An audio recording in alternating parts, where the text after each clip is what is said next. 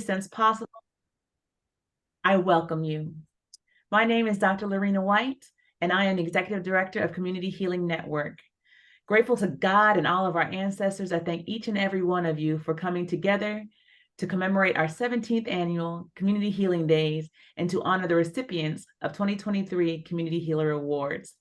The celebration of Community Healing Days was inspired by Dr. Maya Angelou, founding chair of CHN's Board of Advisors, who wisely urged us as a people to take a day to heal from the lies we've been told and the ones we've told ourselves.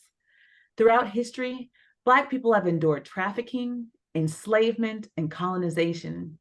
However, the transatlantic trafficking and enslavement of African people, coupled with the subsequent colonization of Africa, represented an unparalleled chapter in our history. This chapter branded an entire continent and its inhabitants as inferior, deeming global Africans as less than human. This not only persisted during the era of enslavement, but it was meant to last into perpetuity. This lie expelled African people from the circle of humanity. The movement for liberation from this lie is a movement to reclaim and restore our rightful position within the circle of humanity. Community Healing Days and the Community Healer Awards are just two among several initiatives crafted by CHN to galvanize the global Black community. Our goal is to make the decade from 2021 to 2030 the period in which we collectively change the falsehood of Black inferiority and white superiority and embrace the truth of Black humanity. Through the presentation of Community Healer Awards, CHN seeks to recognize, lift up, and celebrate people who are doing extraordinary works to defy the lie and embrace the truth of Black humanity. To host our program this afternoon, I am delighted to introduce my beloved colleague, CHN's Community Manager, Jan Berger. Thank you, Lorena. It is my pleasure to be here and to be a part of the CHN family.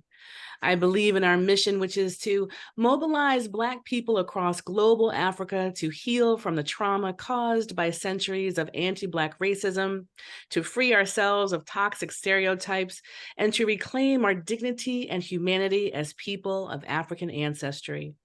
In my capacity as community manager, I have interacted with the most interesting, experienced, passionate, educated, and smart people in any position I have ever held.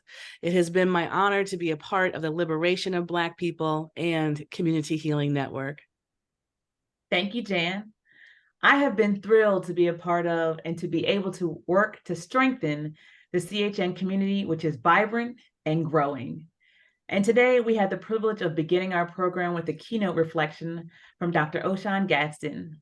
Dr. Gadsden is a psychospiritual thought leader who focuses his research and clinical work and expertise on issues of Black masculinity, spirituality, emotional intelligence, and intimacy, specifically related to African American adult men.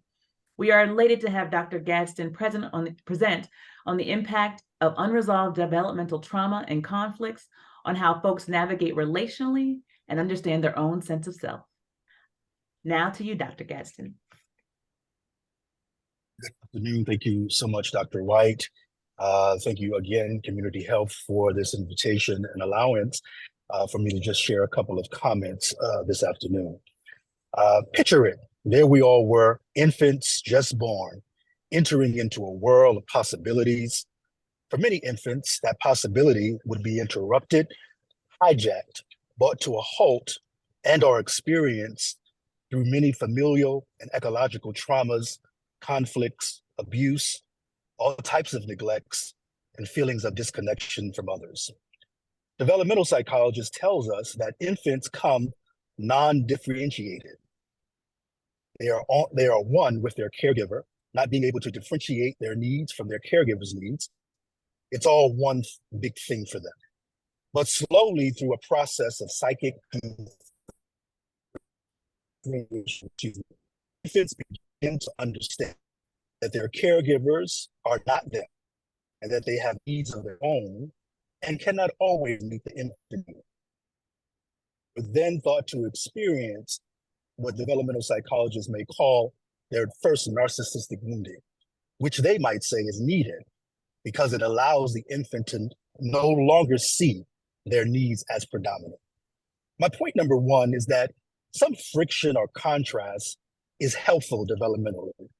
It's in these experiences that we have the opportunity to discover parts of our power, creativity that we had not yet tapped into prior to these experiences.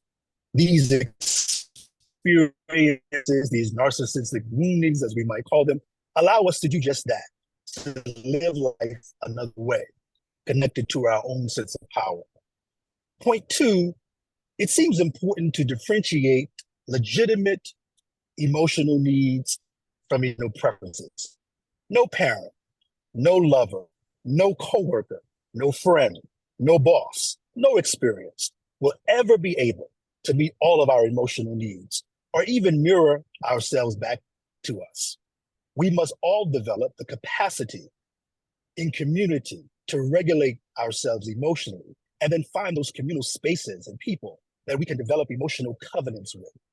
It is in these healthy, intentional relationships that we can be vulnerable with our needs and our preferences and tease out the difference between emotional needs and preferences through honesty, agreements, and some more emotional flexibility. Well, if you don't agree with the developmental theory I spouted earlier, one thing is true across race and cultures. Parents, caregivers, the environment has the power to tremendously impact the psyche and the sense of self of the developing child being.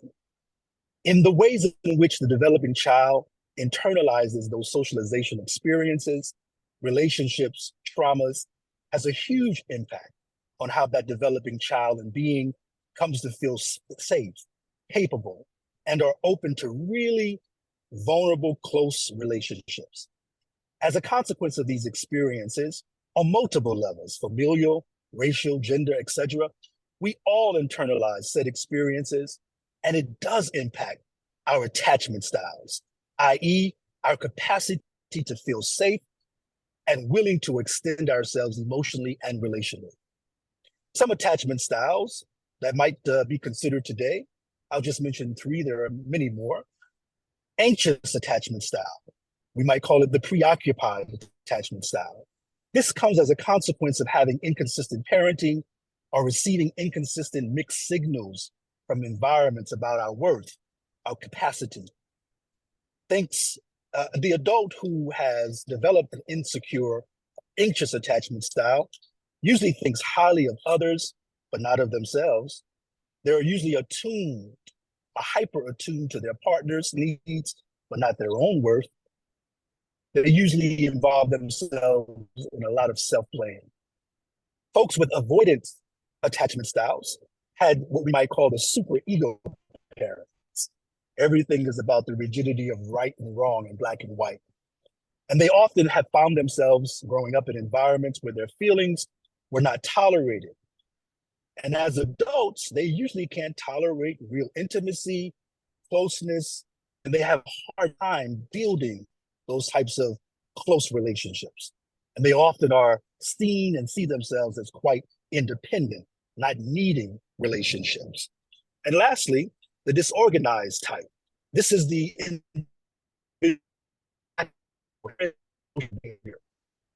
integration of both anxious and avoidant attachment styles. Individuals who utilize this attachment or have this attachment style usually come from an experience of lots of trauma and abuse. And the perceived fear of being hurt is central to their psyche. They usually don't know what to expect emotionally. And as adults, it looks like emotional and relational ambiguity. They're really ambiguous about relationships. They want to be close, but they're fearful about being abused or taken advantage of. Point number three, given that these attachment styles can be developed as a consequence of familial or close environmental factors, and as a consequence of our intersectional identities, the consequence of oppression, and how they are perceived in others, it is important for us to begin to think about the complexity of managing our emotional worlds. You see, Black and brown folks not only carry the wounding of their childhood, and they're not only developing insecure attachment style, consequence of parents or significant ceiling in others, but also as a consequence of attempting to continue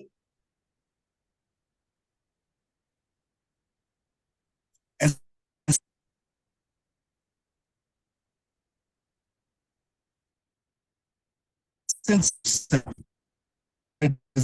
to connect interpersonally and interculturally. So healing for us must include an intentional process of reconciling, bringing to consciousness the multiple players, individual, familial, and ecological, and those impactors that have contributed to how we relate to ourselves and how we relate to others. We have to have a doctrine that is depoliticizes trauma on the individual and ecological level in order for us to heal not only our individual attachment styles, but those attachment styles that have been developed as a consequence of trying to navigate the oppressive system of whiteness. Point 4, after we identify the attachment styles that are ours, we must then work intentionally to heal them. Because if we don't, we will continue finding ourselves distorting what is actually happening in the now via our emotional triggers and living our lives constantly in a state of transference, or what I like to call passive repetition compulsion, which is consistently replaying out old relational, interpersonal, emotional wounds in the now without having consciousness. We automatically play them out without doing anything new with them. I'm challenging you this morning or this afternoon to think about your own attachment styles and to think about how you might be repeating compulsively triggers in situations that are unresolved without any healing. And I want you to begin to think about the impact that that has on us individually, but also as a collective Black folks. Point number 5, we have to decide to do something new with our unresolved emotional and relational wounds. But how? We have to own them. What I mean by that is we must no longer be passive, but we must allow our relational, emotional conflicts to bring us into a healing that is recreative in nature. We must experience a recreative process of reconciliation on the individual and the collective level. We must own it. We have to own the conflicts, the fears, the fantasies, and the needs that our wounds represent. And then we have to choose to do something different with those conflicts, with those fears, with those fantasies, with those needs in the moment. We have to move ourselves, into conquering the past and consciously deciding how we wish to relate to ourselves and to the other in new and flexible ways. One of the questions we have to ask ourselves as we begin to heal these unresolved individual and ecological wounds is what comes out of me when I feel squeezed emotionally? Every one of us on this call has been squeezed or felt squeezed emotionally. Well, what comes out of you is an indication of those unresolved needs, desires, and wishes and conflicts that we need to more closely and intentionally explore and forgive and to reconcile. Because what comes out of us is certainly what is already inside. Another way that we can begin the process of reconciling unresolved ecological and individual issues within our lives and attachment styles is that we can begin to ask ourselves a couple of questions when we find ourselves in experiences or situations to make sure that what we're feeling is not a repetition or a trigger of past unresolved wounds, and that we're relating to our experiences in the now and the people in the now in healthy ways. Here are some questions you can ask yourself. Is it true what I'm thinking about this person, what I'm thinking about this experience? Is it always true? In other words, we might feel something about a particular person. We might have assigned a particular emotionality to a person, but we have to ask ourselves, is this person angry all the time? Is this person always spiteful? Is the situation that I'm in, or the conflict, or the dynamic pulling out of me and this individual traits and emotions that are not the ways in which I see myself? Is it true? Is it always true? Is my thought about this person, this experience, helpful? Is it going to lead to new levels of heightened sense of self?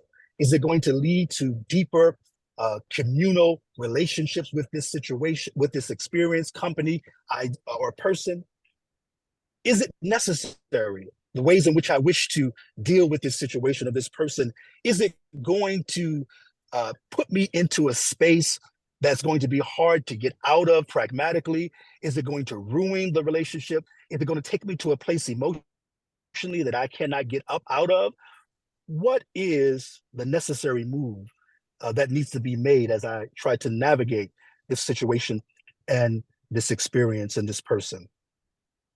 It's important to also realize, as you intentionally begin to deal with unresolved individual and ecological attachment styles and wounds, is that you understand that whenever you feel fear and limitation, that's a low vibration. And what that's telling you is that there is an opportunity to see yourself and see the individual and see the experience differently. That doesn't mean that there's an opportunity to stay in the situation or to stay in the circumstance, but it is an opportunity to expand and heighten our sense of understanding about all that's happening with and to and through us. And so as I close, I think it's really important for us to remember today that all of our unresolved wounds, whether they're individual or collective or ecological in nature, impacts every part of our being. All of you are very skilled and understand the body-mind connection, understand the ways in which unresolved wounds not only show up emotionally, but can show up somatically. And so it's so important that we as people, that we give it back, that we don't allow, as Audre Lorde talks about, the spirit of silence to keep us trapped into cycles of unresolved wounds and pain bodies, but that we open our mouths and we bring to consciousness all of those wounds, all of those attachment styles that we are no longer that are no longer working for us. And we begin to really think and deeply, with the help of someone trained and someone who is attuned to helping us to see things outside, that we take the time to intentionally and pragmatically and explicitly work through these unresolved wounds so that we as individuals can have more psychic, emotional capacity to be our true creative and whole selves, and can take that whole self, that integrated self, and do something miraculous within our community, and can bring and help to bring the needed collective change that we as Black folk desire, are worthy of, and are positioned to live out. Ashe. Ashe. Ashe. Thank you so much, Dr. Gadsden, for that amazing review of attachment theory and also unresolved conflict, or yes, unresolved trauma, actually. It reminds me of the words of our founder and elder griot, Enola G. Aird, when she says, our children and our ancestors are waiting. So thank you so much for those powerful words. Lorena? I think you're on mute. Sorry about that. This afternoon, CHN has the privilege of honoring people who represent the best in the fields of history and culture, the performing arts, psychology, the LGBTQIA+ SGL community, social work, activism, transformative work with men and boys, and our first ever Volunteer of the Year award. And we look forward to hearing their 5-minute reflections as they accept their awards this afternoon. On behalf of Community Healing Network, we are honored, we are delighted to present the 2023 Community Healer Awards. Each plaque, which was mailed to our honorees, carries an inscription with the words of the great Marcus Garvey: "We have a beautiful history, and we shall create another in the future that will astonish the world." Each of our honorees is doing marvelous things to help clear the way to that beautiful Black future for all of our people. Our first honoree holds the position of visiting scholar at the Center for the Study of Slavery and Justice at Brown University. Her pioneering research delves into lesser-known aspects of the enslaved experience that uncover our hidden narratives. She boasts an impressive bibliography of 13 authored and edited books, along with the curation of 10 exhibitions. Notably, she is the author of Slavery's Exiles, The Story of the American Maroons, Servants of Allah, African Muslims Enslaved in the Americas, and Dreams of Africa in Alabama, The Slave Ship Clotilda, The Story of the Last Africans Brought to America. Her work has earned her recognition, including the Wesley Logan Prize from the American Historical Association, the Selsby Award from the Alabama Historical Association, and being named a finalist for the Hurston Wright Legacy Award. In the words of the Journal of American History, Sylviane A. Diouf's book, Servants of Allah, is a significant contribution that sheds light on Muslim involvement in the slave trade and their enduring impact on the Americas. We are therefore pleased to present a 2023 Community Healer Award to Dr. Sylviane A. Diouf. The plaque reads, "For your exceptional contributions as a curator and historian of the African diaspora." Dr. Diouf. Thank you.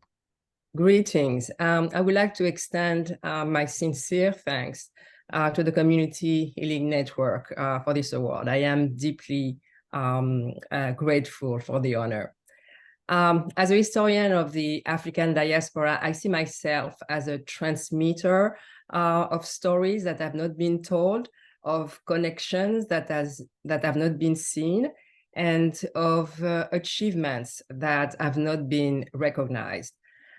I write about men, women, and children who, although enslaved under the most brutal, dehumanizing, and often sadistic regime, forge amazing survival strategies and coping mechanisms that enable them to create families, communities, languages, religions, arts, culture, and all this despite the attempt at making them, as they said, no more than mules, cattle, and hogs. Their achievements have too often stayed under the radar.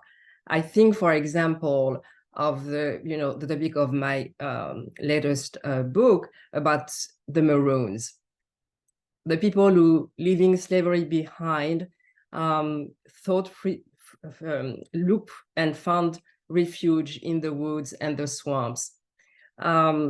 Some went to the extreme of living in houses that they had dug 7 feet deep in the forest. And there they raised their children and they remained hidden for years. They had to invent an entirely untested life for themselves and their loved ones. And they made it. Who else in the world did that? We cannot overstate the moral strength of the people who engage in verbal and physical confrontations, knowing full well the dreadful consequences. The courage it took to dare gestures and attitudes and looks that showed contempt and challenged authority.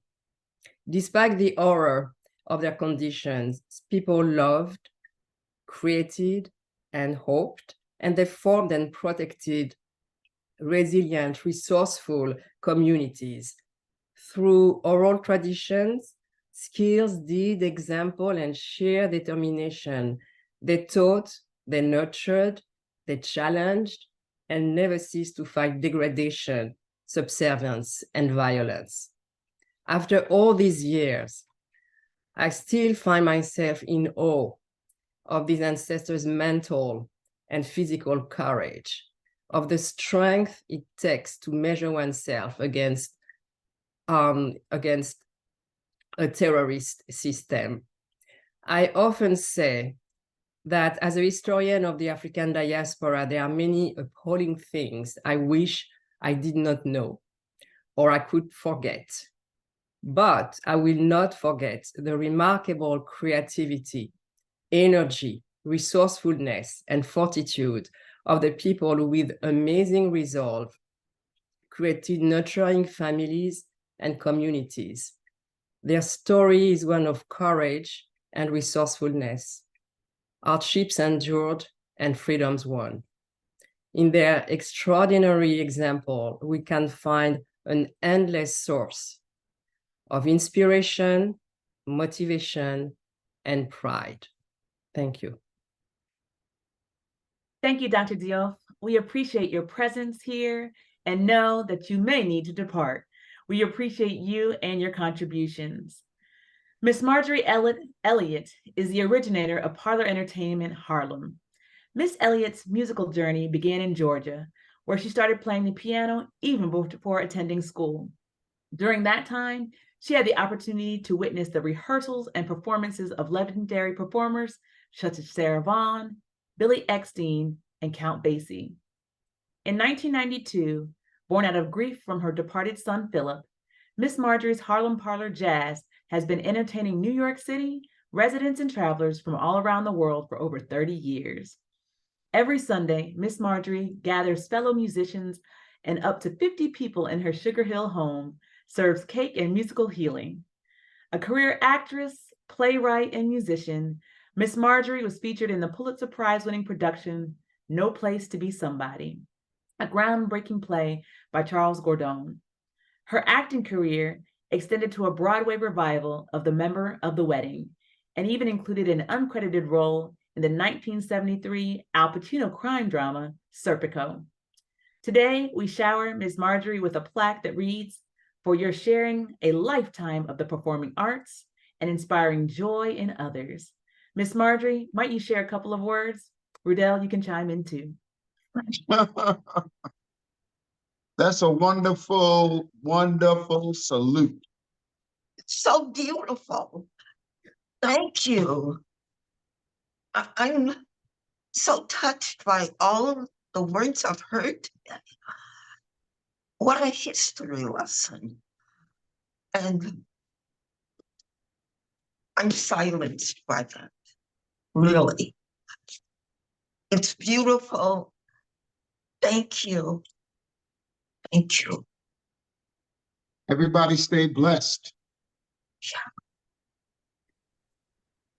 Thank you so much, Ms. Marjorie, for those lovely sentiments. We are so thrilled to have you. Thank you so much for sharing your musical talents with us for so long. I'm shaking. It's incredible. I'm sorry to cut in. Can she maybe play a little something? I have everything set up. We'll see if it works. Well, it may be an audio setting on Zoom, so let's give it a whirl and see if it works. You guys are great. You guys are so great. Jan, the doctors. God bless Dr. Maya Angelou. You guys are great. We love you here in Harlem.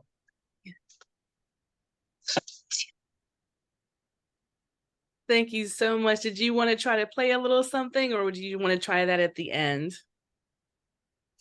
At the end. At the end. Okay. Thank you so much. Thank you. Thank you. Oh. Dr. Shelly Harrell is currently founder and director of the Soulfulness Center and a full professor at Pepperdine University's Graduate School of Education and Psychology, where she directs the Culture, Wisdom, and Resilience Lab. Among Dr. Harrell's accomplishments include early research focused on the multi-dimensional conceptualization and measurement of racism-related stress that resulted in one of the earliest and most widely used measures of microaggressions.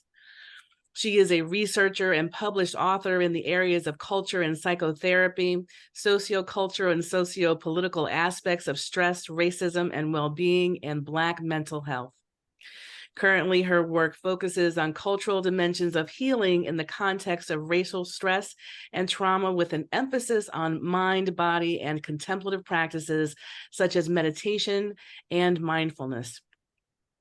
Over the past decade, she has developed a soulfulness approach to such practices and created unique meditations that are inspired by African and diasporic wisdom, healing traditions, and cultural expressions. Our community may already recognize her as the author of our beloved Salbona meditation and the Soul Circle guided meditation in our emotional emancipation circles. Dr. Harrell's most recent endeavor is the development of Sankofa theory and practice, a comprehensive African-centered theory that centers reconnection and interconnection as the core processes to heal the many harms of disconnection emanating from oppression, enslavement, and coloniality. We are pleased to present a 2023 Community Healer Award to Dr. Shelly Harrell. The plaque reads, "For your innovative contributions and clinical excellence in the field of Black wellness and psychology." Dr. Harrell, please share some words with us. Thank you. Thank you very much, Jan. I am truly honored to accept this Community Healer Award. It really means so much. I remember signing the Defy the Lie statement many, many years ago. CHN's vision and work resonates with me strongly. So my heartfelt gratitude to the Community Healing Network for this recognition. As I accept this reward, I thank God for, well, like everything. I give honor to my ancestors, known and unknown, for your resilience and sacrifices, for literally being with me as I have walked my own life path. I particularly want to name my parents, Laura Alexander Prillerman and Titus Leon Prillerman. Your love and wisdom continues to sustain me. I am thankful to my friends and family members whose love and laughter keep me going, especially my husband, Gary Harrell, and my two sons, Julian and Jared. Your support and belief in me are my lifeline. I'm deeply grateful to my mentors, colleagues in the lineage of Black psychologists who paved the way for my own work, especially my special sister friend, Dr. Cheryl Grills, who I know was here a little earlier.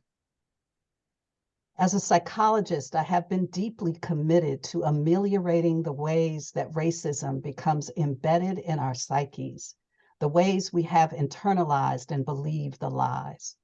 In order to heal our hearts, our minds, our bodies, our relationships, our communities, our families, we must defy the lie.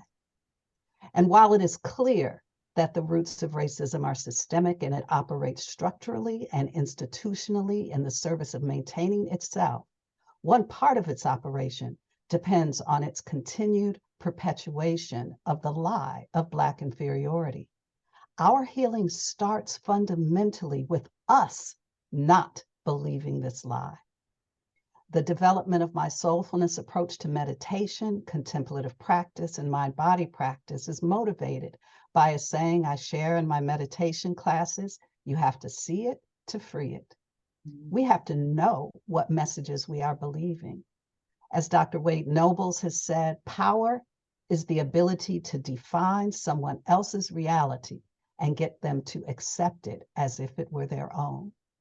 We must reclaim our power to define our own reality. True healing involves healing the roots, not just the surface. True healing involves getting rid of toxins, getting out the poison. True healing means facilitating and creating spaces for natural healing processes, internal, relational, communal, spiritual, for those natural healing processes to do what they do. Spaces of love and affirmation and joy and celebration and connection, where we can see, hear, and feel each other, where we can be seen, be heard, and be felt. The work of the Community Healing Network creates these spaces. And of course, this starts with knowing who, what, and where we come from so that we have a deep knowing of who we are. The proverb associated with the Sankofa Adinkra conveys the wisdom that it is not wrong to go back and retrieve what we have lost or forgotten. We must recognize and have compassion for the inevitability of our lostness and forgetting. Racism and the lie of Black inferiority creates that lostness and forgetting.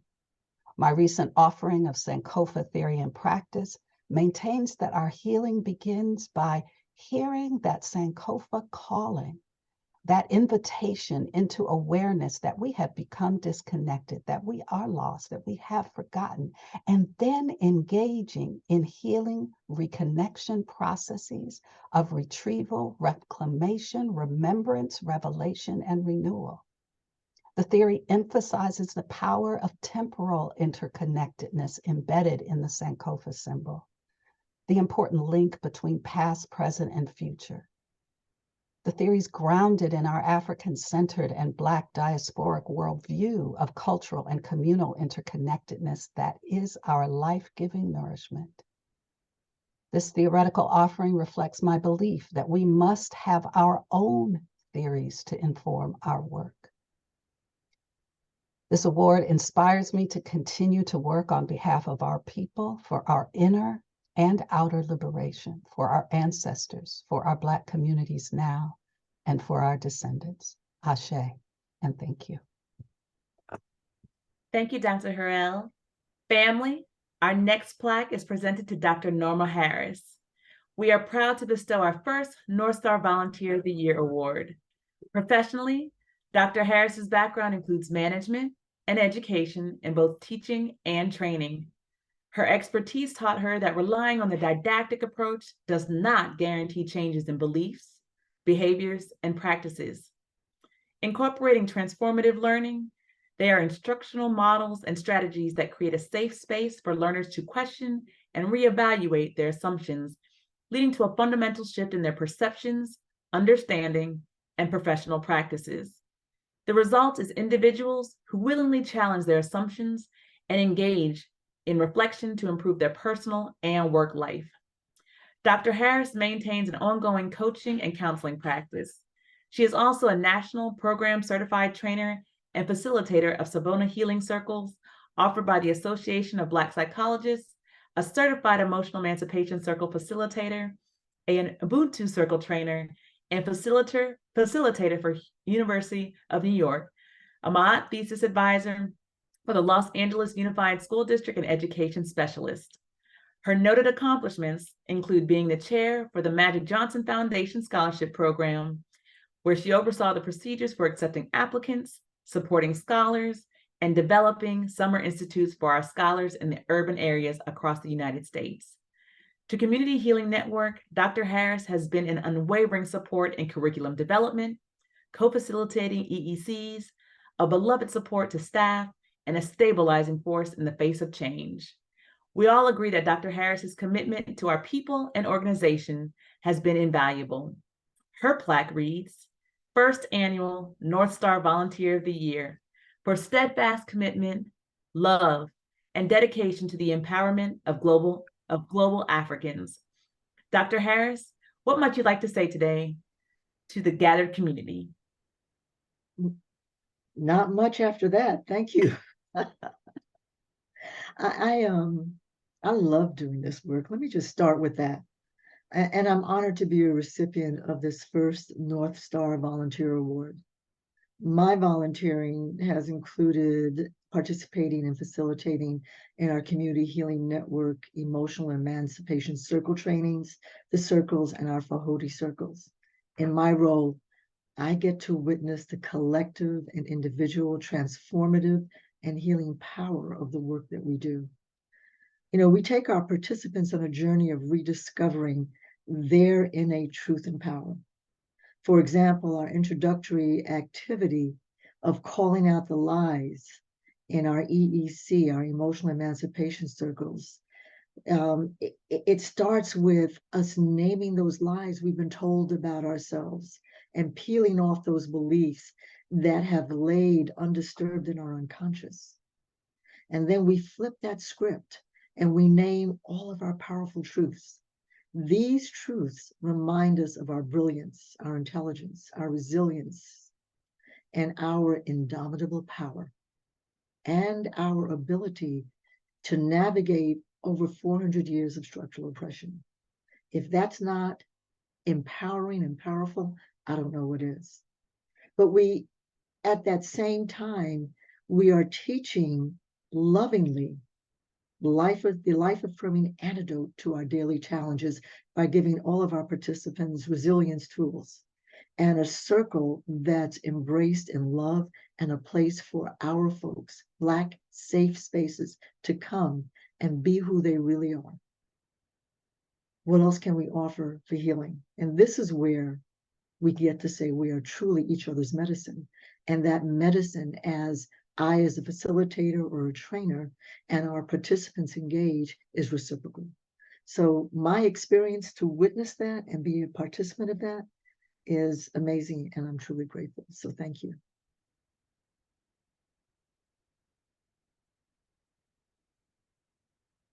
Dr. Norma, thank you so much. I hope you know how valued you are. Much, much love and appreciation from me personally and from Community Healing Network. We see you, we hear you, we feel you. Thank you. This year, we have a marvelous synchronicity. Our next awardee, Dr. David Johns, is the Executive Director of the National Black Justice Coalition. NBJC is a civil rights organization dedicated to the empowerment of Black lesbian, gay, bisexual, transgender, queer plus, and same gender loving people, including people living with HIV and AIDS. Dr. Johns was appointed the first executive director of the White House Initiative on Educational Excellence for African Americans by President Barack Obama and served from 2013 to 2017. He was also a senior education policy advisor to the Senate Committee on Health, Education, Labor, and Pensions under the leadership of U.S. Senator Tom Harkin, and has served under the leadership of the late U.S. Senator Ted Kennedy. Dr. Johns was named to the Out 100 list in 2021, the Root 100 in both 2013 and 2014, Ebony's Power 100 in 2015, and received an early career award from Columbia University Teachers College in 2016. Dr. Johns is unable to be here with us today. However, he has sent his acceptance video, which I'm happy to share with you now.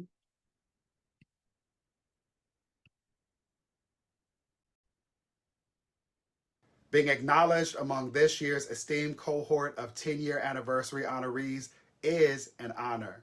And I want to take a personal point of privilege to acknowledge what a treat it is to be recognized alongside a lifetime mentor and friend, Dr. Norma Harris. Dr. Harris has known me since I was a high school student and young organizer working to channel my superpowers to improve the world that I inherited. And I'm thankful for her steadfast counsel, her brilliant scholarship, her unyielding encouragement, and boundless love. Thank you, Dr. Harris. I'm a better scholar and advocate and man as a result of you and your love. Now, this award acknowledges my, quote, steadfast advocacy, leadership, and commitment to the empowerment of Black, LGBTQ+, and same gender loving people, end quote. And anyone who knows me knows that I have always been an unapologetic race warrior, happy to be working to ensure that every member of our beautifully diverse community can be free. For me, that is to be happy, safe, and whole at a minimum. Now, my commitment to our collective liberation led me from my classroom as an elementary school educator in Harlem, New York, to the halls of Congress in DC, where I observed how power worked before leading the inaugural White House Initiative on Educational Excellence for African Americans, in a position I was appointed to by President Barack Hussein Obama. And in each of these capacities, I was presented with the opportunity, I would argue obligation, to lean into intersectionality and to advocate for those of us doubly discriminated against due to our racial and sexual minority statuses. statuses, and subjugations that we did not contribute nor consent to. Among the things that I know without equivocation is that our ancestors actively conspire for our success. And the good Lord does not make mistakes. I also know that children do not ask to be born. As fellow sociologist Asa Hilliard said, I've never met a child, in particular a Black child, who is not a genius. And there is no secret to how we support them. We first acknowledge them as human, and then we support them with love. I also know the sad reality that too many of our babies, children who are Black and are assumed to be queer, trans, or gender expansive, are not acknowledged as human, and too many of them never know love. This lack of human connection, safety, and love has led to an unprecedented mental health crisis amongst Black youth. A crisis that is being exacerbated by political bullies like the failed history teacher turned governor of Florida, who was attempting to prevent educators and parents and caring and concerned adults from saying gay and trans at a time when the CDC reports that more public students are identifying as LGBTQ+, with the vast majority of them identifying as queer or questioning. Or the lieutenant governor of North Carolina, a Black man who stood in the pulpit of a church and called LGBTQ+ children garbage.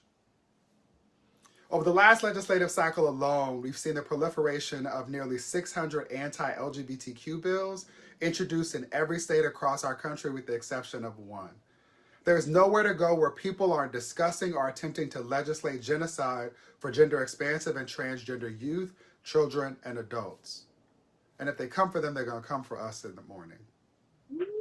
In the last 2 decades alone, the suicide rates for Black youth have doubled. Now that's before the novel coronavirus.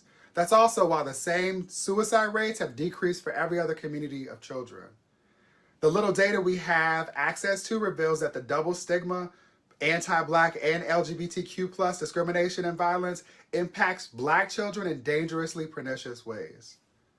1 in 4 Black transgender and gender expansive young people reported a suicide attempt in the last year. And we should assume that these are underreported because of how white supremacy and justifiable medical mistrust work.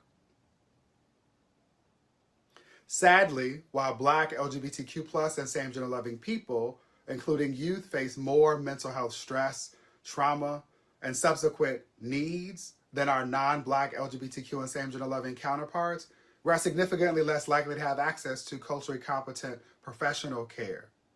So much more work must be done to ensure that we are all well. And so I accept this award on behalf of our babies, Black children who may one day identify as members of the LGBTQIA+ community and those who love us. I accept this award with the hope that each of us will do even more to provide safe and supportive environments for babies who didn't ask to be born, or have skin that's been kissed by the sun, or superpowers granted to them by ancestors who hold sacred space as gatekeepers. And I thank everyone who had a hand in making today and the work of this network possible. And I thank those who will continue to do the work to ensure that the healers are healed and that we all get closer to freedom. I accept this award in love and continued struggle. Thank you. Wow, that relationship between Dr. Harris and Dr. Johns was a beautiful surprise.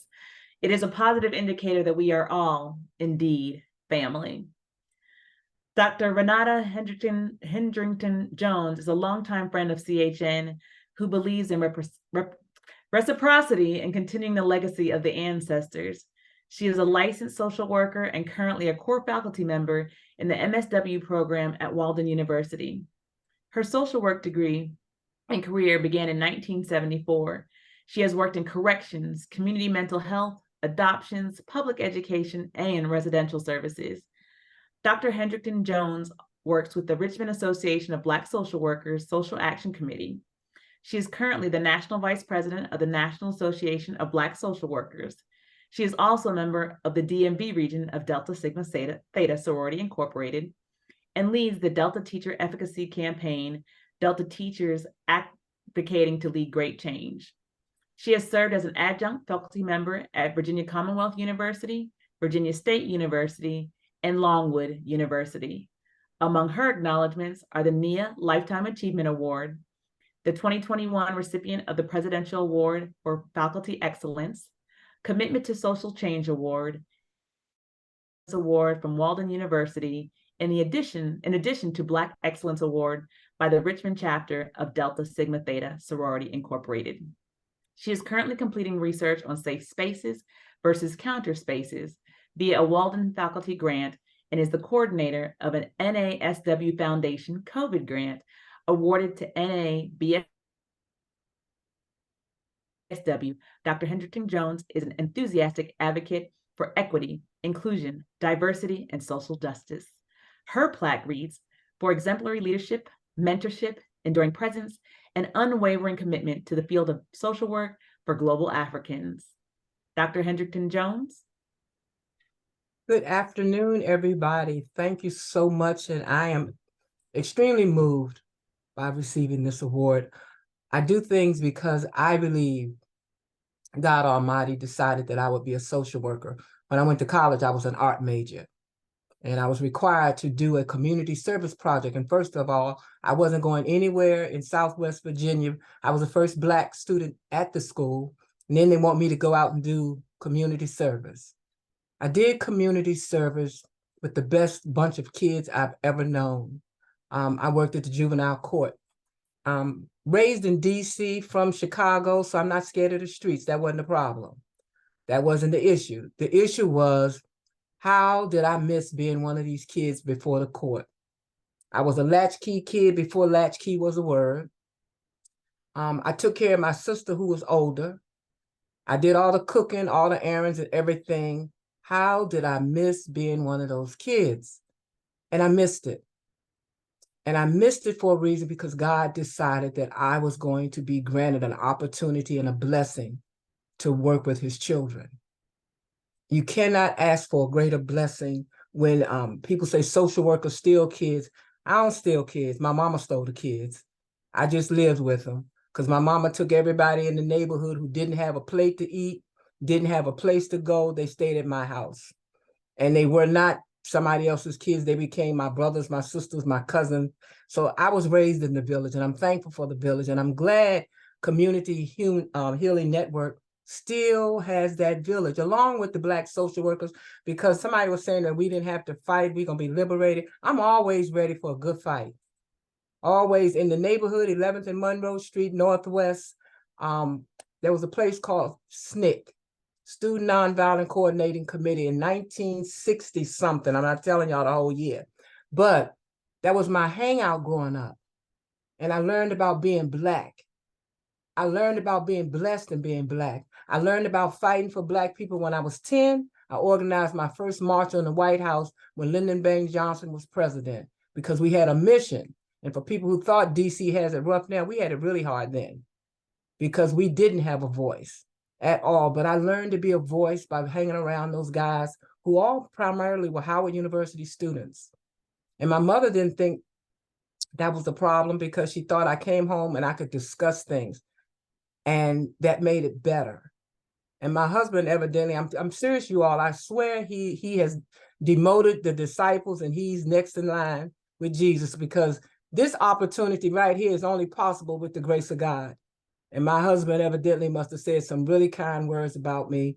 I think I'm supposed to be a social worker.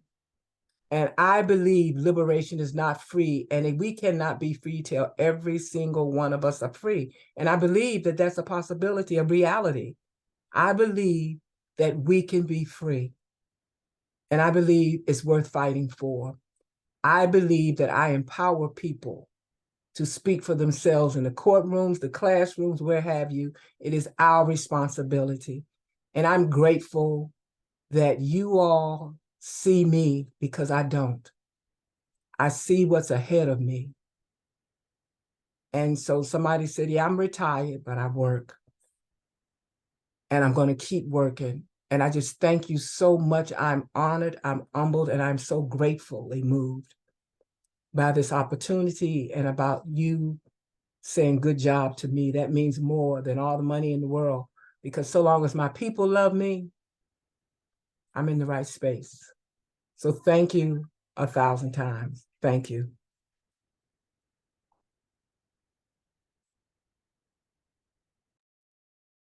Thank you so much, Dr. Hendrington Jones, for those moving words. 11th and Monroe, right around the corner, barely recognizable today from these days. And I am honored to announce another fellow Washingtonian awardee.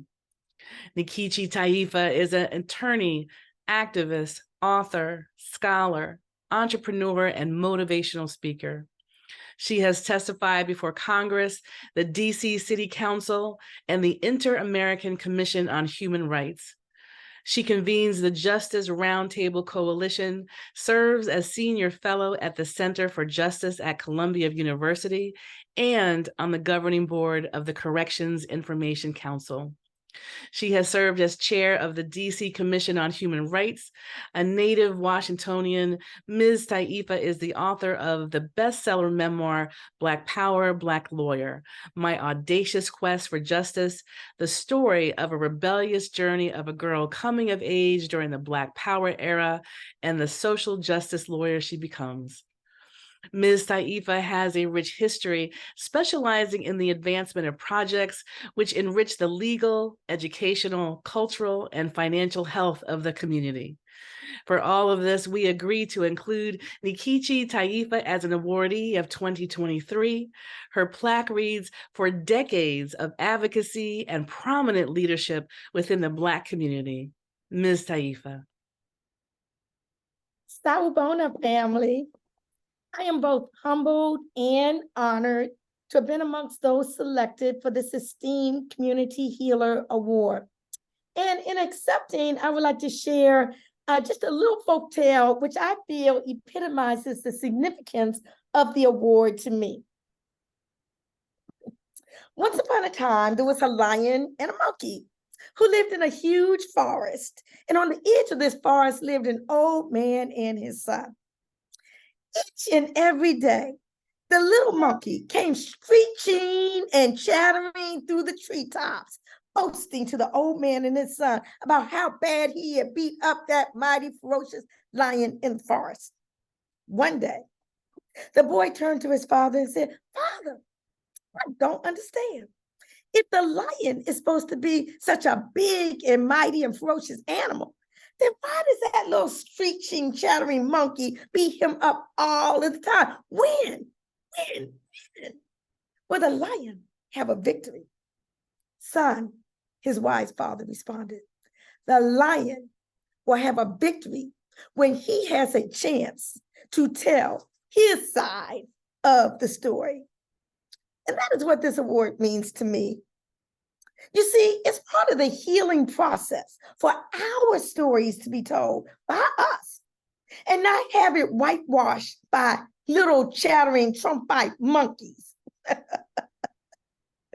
The stories I've told during my sojourn during this lifetime have been stories of Black heroes and heroines in my book, Shining Legacy. Stories about Kojo and Amma and their black cat, Sheba, who brings them good luck, countering the white Dick and Jane and Spot the Dog narratives baby boomers like me were inundated with in grade school.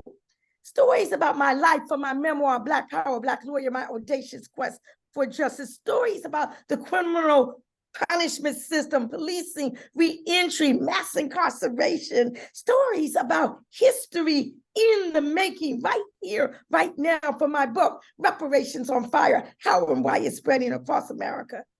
It is part of that healing process for us to Sankofa, to go back and fetch and resurrect our history, our culture, our tradition, our stories. And it is healing for us to do so, and healing that is recognized. So with that, thank you, Community Healing Network, in this decade to embrace the truth of Black humanity, for ensuring that we in our stories are told and uplifted and honored. Thank you so very much. Thank you so much, Ms. Taifa. Our final awardee is Mr. Jason Wilson. He is the director of the Cave of Adullam Transformational Training Academy. He founded the Cave in 2008 after realizing boys were in need of emotional stability training. He says, our boys need to be healed, not scared straight. Mr. Wilson has been mentoring boys in training in martial arts for over 25 years. His martial arts experience includes Aikido, Jujutsu, Judo, Kempo, and boxing. Mr. Wilson is not a martial artist, but a man with a martial heart. He is committed to walking the path of righteousness. So his combat thesis is to love always and fight if you must. He knows in his community of Detroit, Michigan, that reality has no rules. There isn't an MMA cage on each corner, but an overabundance of emotionally unstable young men with guns, unlawful police officers, and Zimmermans patrolling communities nationwide. He feels it's imperative that he teach boys and young men how to fight before the fight, because bullets don't tap out. His purposeful and passionate mission of the cave was birthed through unrelenting passion for redirecting the lives of youth through the faith-based nonprofit organization called The Union, pronounced Union, which he founded in 2003. The Union has reached more than 15,000 youth and young adults in Metro Detroit through culturally relevant and innovative programming, workshops, seminars, and training. It is for these reasons Mr. Wilson's plaque reads, "For steadfast dedication to the mental health and empowerment of Black men and boys." Mr. Wilson? Can you guys hear me? I wanted to make sure. You can hear me? Great. Greetings, everyone. I truly want to thank you.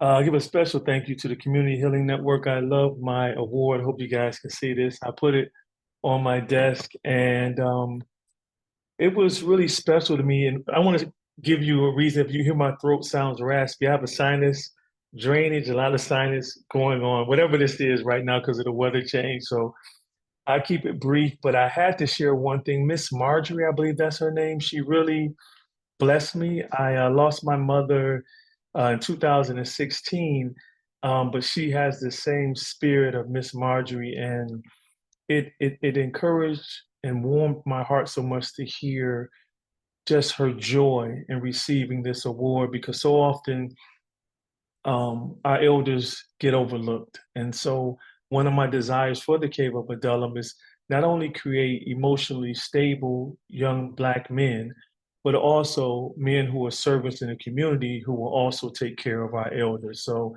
Ms. Marjorie, if you can hear me, I want to say thank you. I appreciate all that you're doing. The sacrifice that you're making for the community is absolutely beautiful. I looked at your vision statement, which really blessed me. And one thing that stood out, you said moving beyond surviving to flourishing. And so often in our community, we wear trauma as a badge of honor. And that type of mentality keeps us stuck in what's called fight or flight. And many of our young boys are stuck, even more so now, especially after the pandemic. I've never had this many boys who fear failure, who are stuck in what's called intergenerational trauma. But it's truly a blessing to help them heal and move past that. And another reason this award really struck me is because my name, Jason, actually means healer. And so just for me to be acknowledged in this way truly means a lot to me. I started the Cave of Adullam from what I longed for, and that was a man who would be committed and unwavering in his love for boys and young men to confide in and to be taught, trained, and transformed into comprehensive men. So I truly want to thank everyone at the Community Healing Network. Again, I just truly am humbled to receive this award, especially amongst all of the recipients who are doing incredible work for our communities and world. And again, thank you so much. I truly appreciate it. Thank you.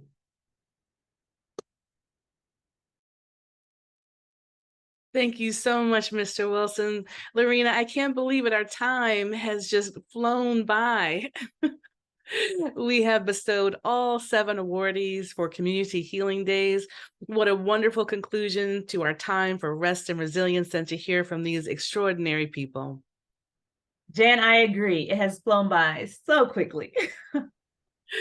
Before we close, I would like to thank the 2023 Community Healing Days Steering Committee and CHN staff for their concentration, attention to detail, and support of this year's Community Healing Days. CHN Development Associate Jabari Lane, CHN Digital Media Intern Natasha Ote, Laura Jackson, Dr. Keller Marrow, Sean Samad, and Jerry Shamari, and Ayana Brown. Yes, yes, yes, indeed. We wholeheartedly thank the Community Healing Days Planning Committee.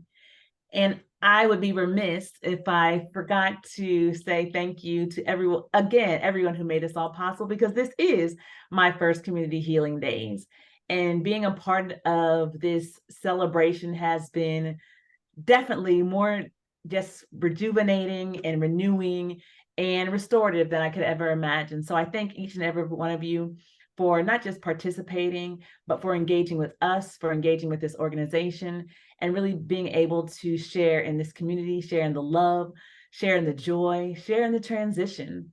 And I would be remiss if I, again, missed any names, but also just, again, thanking every single one of you for being a part of the CHN family and for your time, contributing your time, your talents, and all of your treasures in terms of supporting and growing awareness of what Community Healing Network stands for, our mission, our vision, and where we plan to go in the future.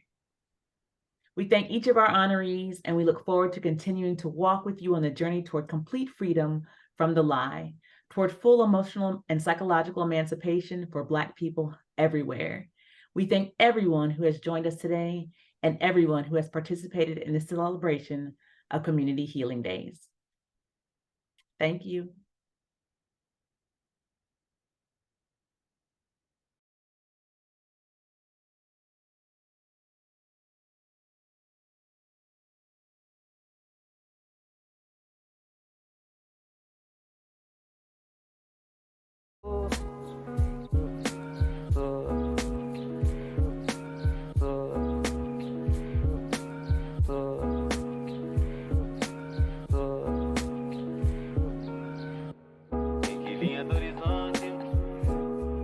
Dan, do you want me to stay on, or you want me to go? Stay on? Jumping rope. You're muted. Thank you, Norma, for letting me just throw you in as co-host. You're free to go. Thank you so much. Thank you for being here. Have a beautiful day. We'll go to Grandma. See y'all later.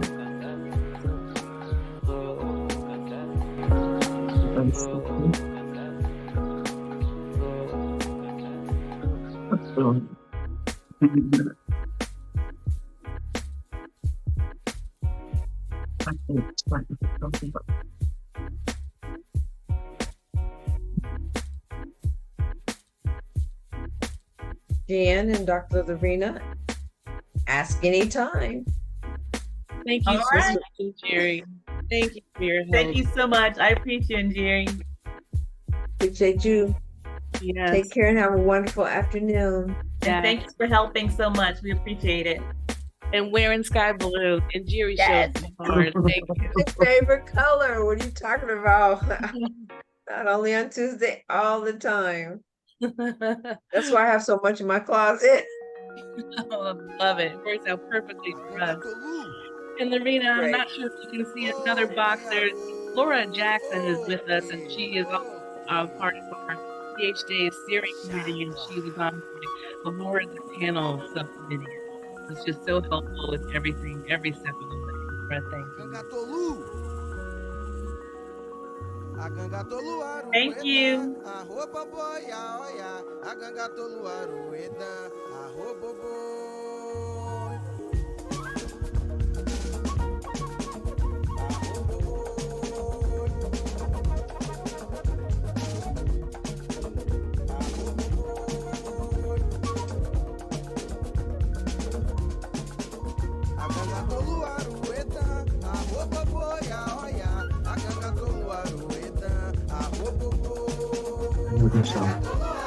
Okay. Great.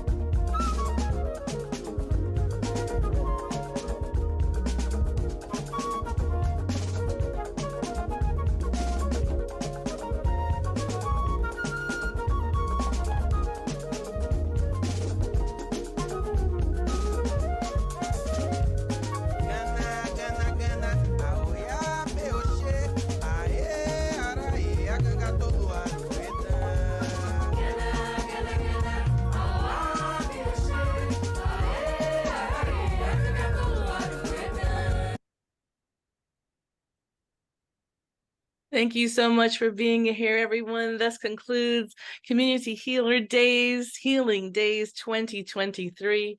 Thank you all so much. Take good care. We're so blessed to have you. Be well.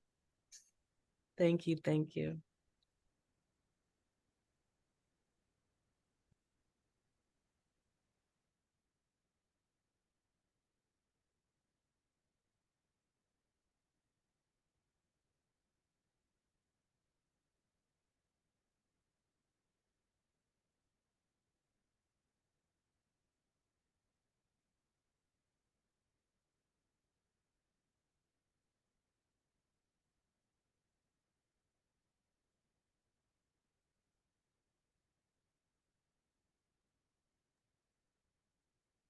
All right, I think it's good. How you doing? All right, I'm good. You did it. You did it. I am so sorry. I missed that last text. I was so happy to get to the point. I completely forgot about we asking her to play again.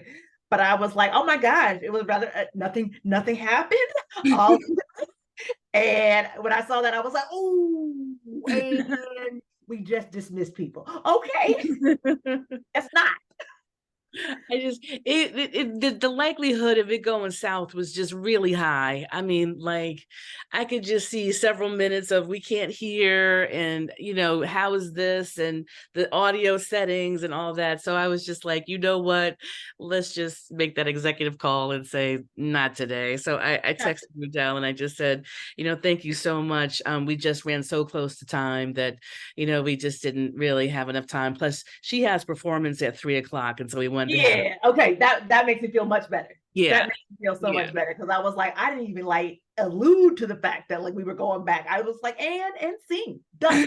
Exactly. So now I feel better, because I was like, yeah, within the spirit of getting you to the next place on time. Yeah. Well, I mean, we started just a little bit late, but we ended like right on time. I cut the video off because I'm like, ain't nobody need to see this video again. We fine. No, but it helped that everybody pretty much stayed to their time window. Miss Marjorie just said a couple thank yous. So her 30 seconds, we got about 4 minutes back. Exactly. Yes. I did feel fussy about Dr. Gadsden being in the car. Like I was like, dog. Are you serious? And every time he went under a bridge and it went out, I'm like, I'm really about to mess you up. I'm about to mess you up, because now I'm going to have a conversation that I didn't want to have. Like, come on now. And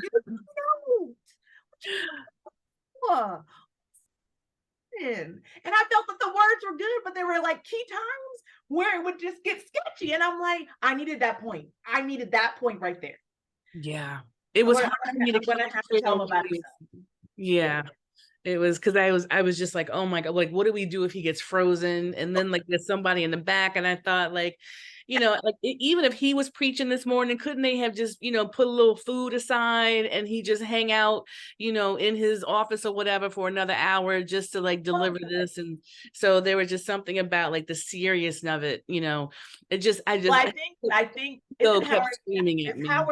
Howard's homecoming is this weekend. Yes. Bet you any money, being a Hampton person, he's up here for Howard's homecoming. So I'm pretty sure he's between events. My thing is between events somewhere stable.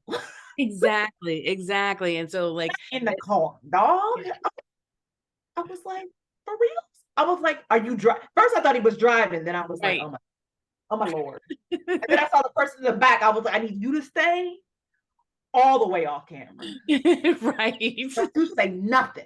Like, exactly. And I was like, for the most part, everything well. I felt like I just needed, like, there's the key places that things kind of went out